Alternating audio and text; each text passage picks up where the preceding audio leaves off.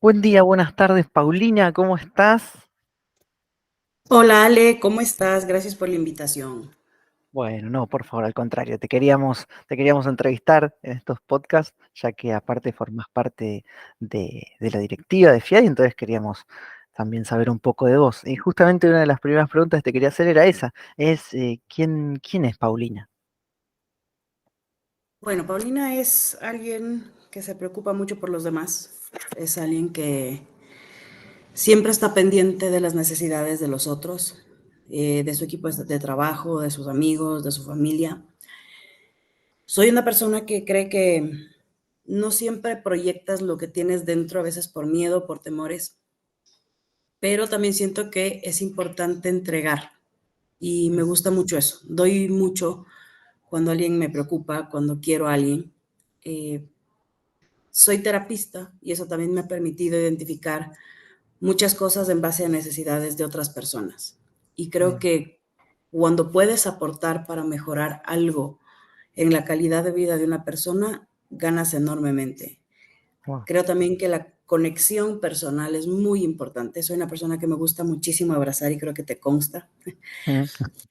Siento que cuando abrazas, transmites, a veces puedes ayudar a calmar, a veces puedes ayudar a sostener en una situación complicada. A veces las palabras sobran, pero un gesto, una atención, un toque corporal nos puede ayudar a generar conexión y nos permite ayudar.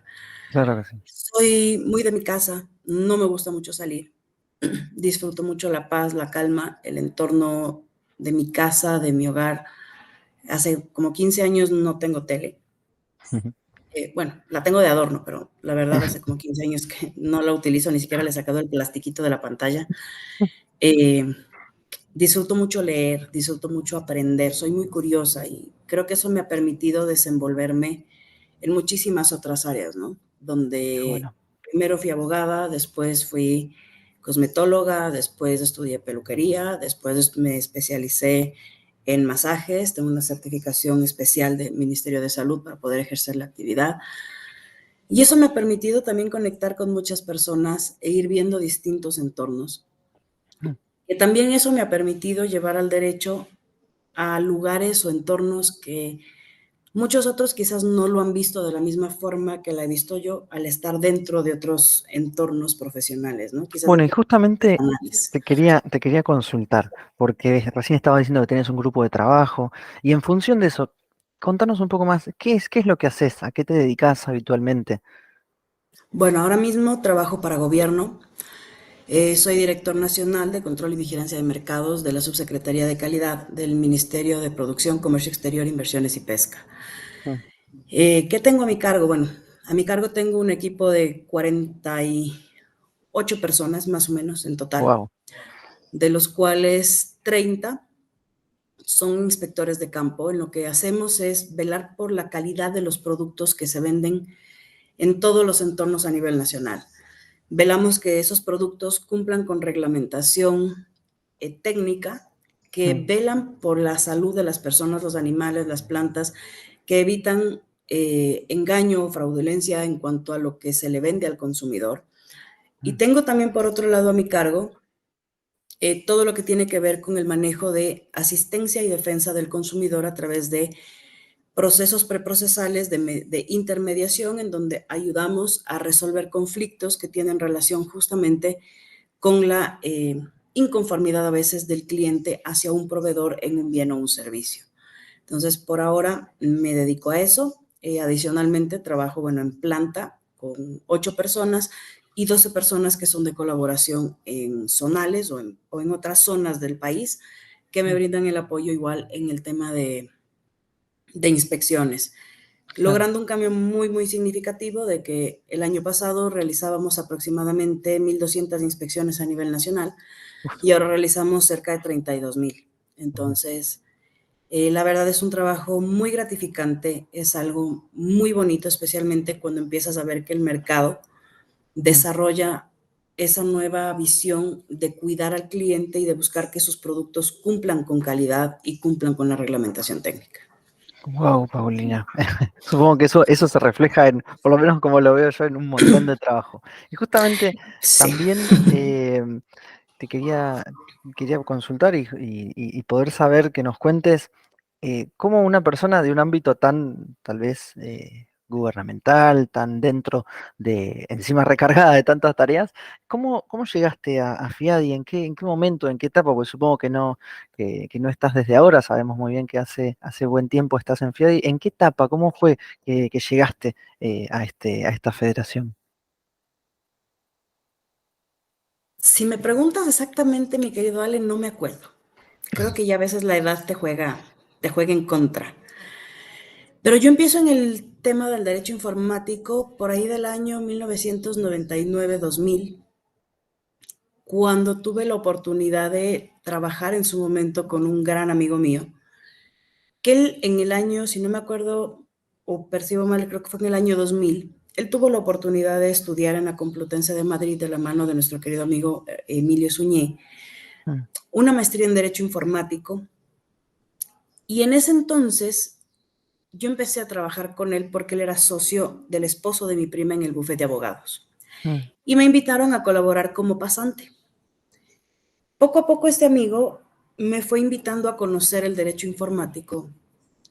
Y dentro de mis primeras actividades fue colaborar en la realización del primer Congreso Mundial de Derecho Informático que fue acá en Ecuador, mm, por ahí del año 2001. A partir de ahí, yo empecé a colaborar con él como asistente de cátedra en algunas universidades y para el año 2002 yo hago la misma maestría en la Complutense.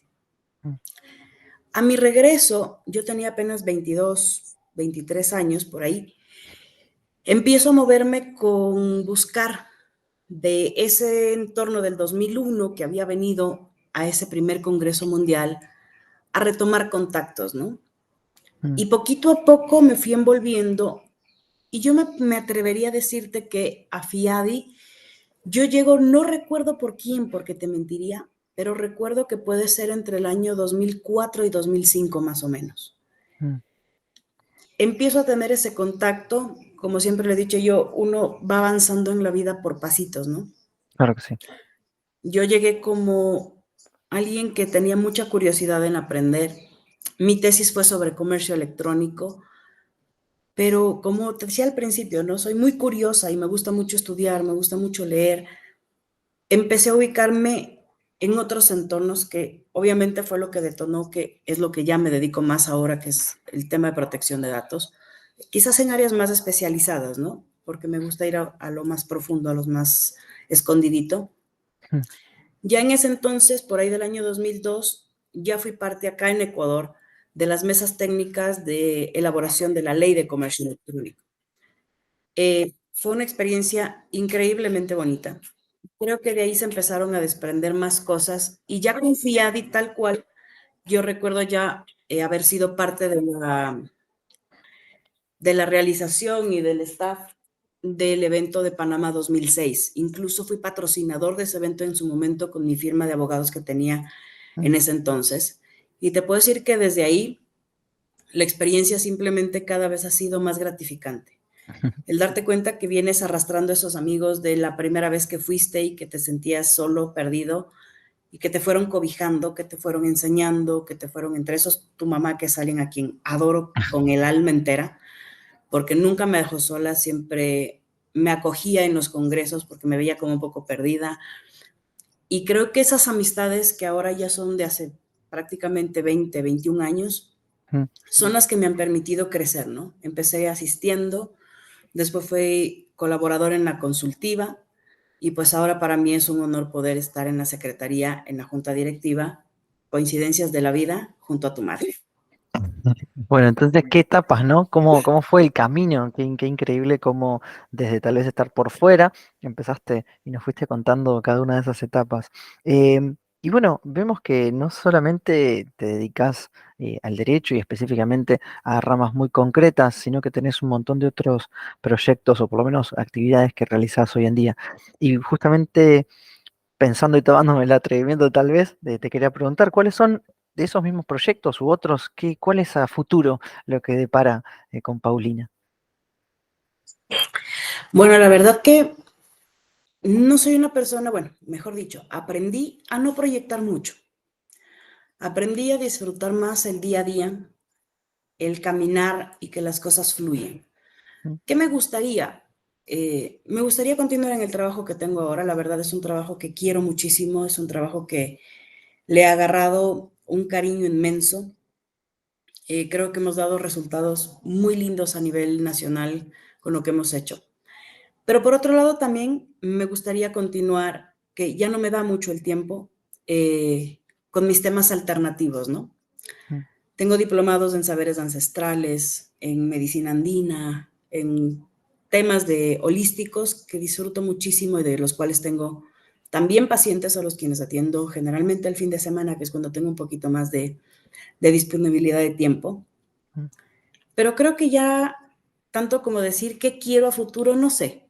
Creo que quiero dejar que la vida me vaya sorprendiendo en el camino y en el momento que haya que tomar decisiones, pues tomarlas de acuerdo a ese momento, a ese entonces.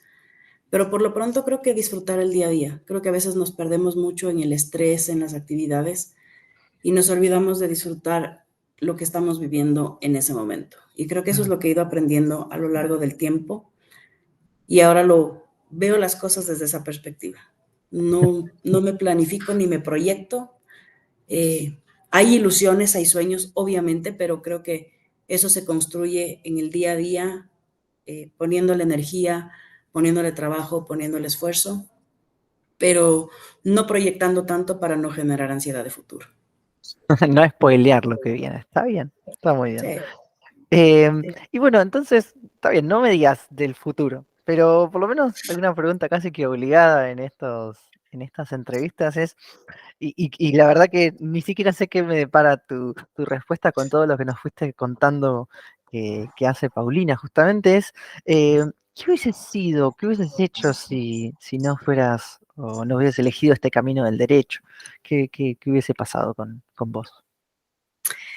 Bueno, tengo dos temas que siempre, no quiero decir que los traigo como frustración, pero sí que los traigo como arrastraditos, ¿no? Eh, el uno, que de cierta forma creo que lo logré de una forma muy parcial. Lo uno era que siempre quise ser médico forense. Eh, Siempre me llamó muchísimo la atención. No sé en Argentina, acá en Ecuador, durante la carrera de Derecho, parte de las materias que cursamos es medicina legal. Y nosotros antes, ahora ya tengo entendido que la malla curricular ha cambiado muchísimo. Bueno, imagínate, por ahí del 97 que yo estaba en la universidad ahora, pues ya hay un cambio significativo. Nosotros teníamos que rendir clase o recibir la clase de medicina legal en la morgue, en el anfiteatro. Y parte del examen que nosotros teníamos que hacer para cursarla o para pasar la materia era un protocolo de autopsia junto con el médico legal. En ese entonces nosotros tuvimos la suerte, y lo digo con muchísimo orgullo, quien nos daba la clase era justamente el médico a cargo, el médico rector del área forense de la Policía Judicial. Entonces, no sé qué pasó, pero algo, ya me enamoraba a mí la medicina desde hace mucho tiempo, pero siempre me llamó la atención más el campo un poco más oscuro, ¿no? Digamos, de esta medicina forense, de poder entender qué pasó con una víctima, qué fue lo que detonó su muerte, qué hizo. Y ya con los años, dado que acá en Ecuador había una particularidad, era que cuando tú estabas en el colegio todavía, los últimos 3 años de colegio, pues, tú debías escoger una especialidad y podías ser químico-biológicas, físico-matemático o ciencias sociales. Yo siempre fui peleada con las matemáticas, me gustaba mucho el tema de medicina, pero todos mis exámenes vocacionales daban hacia matemáticas y ciencia social. Por ende, agarré ciencias sociales porque dije, en matemáticas creo que hasta ahorita seguiría cursando el bachillerato. Y con los años, acá no podías escoger una carrera que no esté orientada hacia los 3 últimos años que habías tomado de colegio. Entonces, yo no era un candidato apto para medicina. Y pues me fui por el derecho, pero con los años hice una maestría en ciencia forense y me especialicé en victimología y criminología, y creo que eso fue lo que me permitió de cierta forma cumplir ese sueño medio frustrado de no haber podido ser médico forense. Bien. Entonces, Paulina, en resumen, hubiese sido una médica forense. Es solo una, pero te voy a contar otro que tengo así frustrado, pero ese y me vas a entender por qué. A ver. Quienes me conocen saben que precisamente no gozo de una altura privilegiada sino de 1,5 metros, con un poquito de agregado, porque es 1,52.5. Mi sueño más grande era ser militar.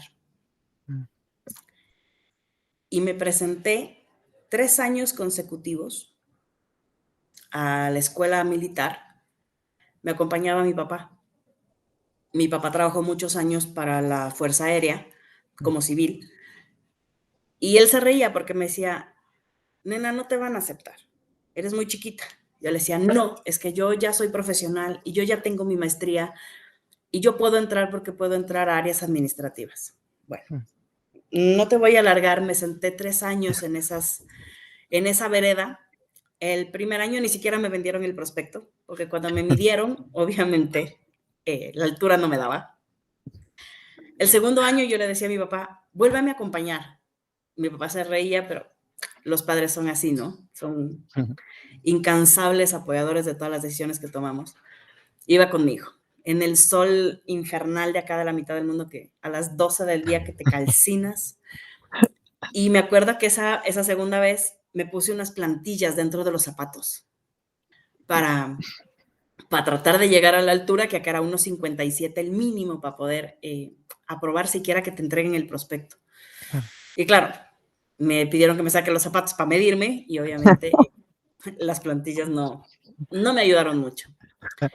Y el último y tercer año que hice el intento, porque primero, después de ir a la escuela militar, después iba a la escuela de policía como para ver si es que lograba por algún lado ingresar a ese que era mi sueño tan grande de pertenecer al área militar. El tercer año, en cambio, me hice un copete. Me hice una conchita en el pelo, así como para ver si por lo menos con esa me daba la altura. Y claro, coincidencias de la vida, pues la misma enfermera que había estado los otros 2 años, pues me tocó en este. Y se reía y me decía, o sea, qué lindo es ver gente como tú que quiere entrar y no puede por un tema físico, porque era la altura, mientras que hay tanta gente que, pudiendo y teniéndolo, lo esquiva. Claro. Y siempre fue mi frustración. Yo lloraba y mi papá me consolaba y yo lloraba y regresaba cargada todos mis papeles y todas mis cosas hasta cuando tuve la oportunidad de trabajar con militares. Creo que fue la experiencia más linda de mi vida. Y ahí entendí el tema de la altura, porque yo decía, es discriminatorio el tema de la altura. Ya ves que ahora todo es discriminación, ¿no? Pero imagínate hace 20 años, ¿no? Sí. Y me decían, Pau, es que hay una razón lógica por el cual hay una estatura mínima, y es por el tamaño del equipamiento. Claro. Y decía, el chaleco antibalas te va a quedar de vestido largo, o sea, no te va a servir, es muy pesado para tu tamaño, y las estructuras de trabajo físico están hechas para una persona de mínimo 1,57. Claro. Entonces, o alcanzas a la soga de arriba o a la de abajo, para las dos no vas a alcanzar. Entonces, creo que esos son 2 de mis sueños. Te digo, el uno parcialmente, porque con la maestría lo logré de cierta forma anclarme a algo que me gustaba mucho, pero esta parte militar no. Y tenía una amiga que era militar y yo siempre le veía con su uniforme y yo lloraba. Hasta que hace poco me dice, Pau, te tengo un regalo. Y yo le digo, ¿qué? Y me regaló, ella ya se retiró, ella era policía, y me regaló su chompa de camuflaje. Y la guardo con un cariño inmenso porque realmente es el uniforme que hubiera querido portar el resto de mi vida. Bueno, qué bárbaro que nos cuentes y que te hayas podido abrir así con nosotros, así que primero que nada te lo agradezco un montón. Segundo, muchísimas gracias por haber participado y haberte prestado a que te pudiera preguntar un poco sobre vos, sobre Paulina, realmente más allá de todo. Así que muchísimas gracias.